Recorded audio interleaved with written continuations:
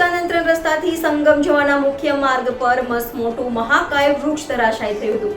ત્યારબાદ ફાયર બ્રિગેડના કર્મચારીઓ તાત્કાલિક ઘટના સ્થળે પહોંચ્યા હતા, ત્યારે એક રિક્ષા અને એક કારને પુષ્કળ નુકસાન થયું હતું, પરંતુ કોઈ જાનહાનિ થઈ ન હતી।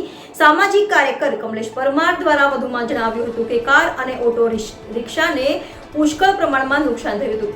કોઈ પણ વ્યક્તિને ઈજા થઈ ન હતી, પરંતુ વડોદરા કોર્પોરેશન દ્વારા પ્રી મોન્સૂન કામગીરીના ભાગરૂપે મોટા મહાકાય વૃક્ષોને ચોમાસા પહેલા છટણી કરવાની હોય છે, ત્યારે હાલમાં પણ વડોદરા શહેરમાં અવારનવાર અનેક જગ્યાએ મહાકાય વૃક્ષો પડી રહ્યા છે। વડોદરા શહેરના નગરજનોની ચિંતા કરીને તાત્કાલિક ધોરણે પેન ગાર્ડન વિભાગને સૂચના આપી તમામ મોટા મહાકાય વૃક્ષોની છટણી કરવામાં આવે તેવી માંગ કરવામાં આવી હતી। NN news Vadodara.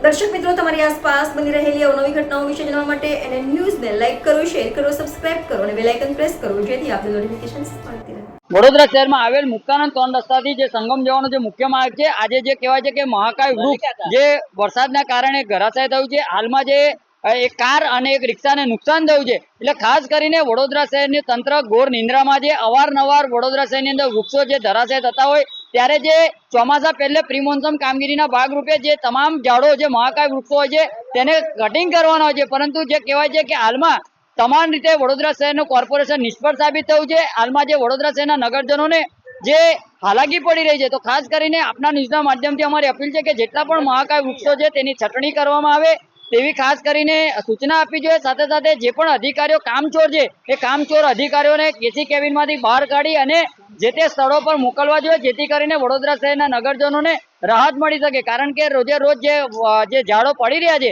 તો એનાથી ઘણું નુકસાન જે વડોદરા શહેરના નગરજનોને થતું હોય તે વડોદરા શહેર માટે શોભા નથી આપતું।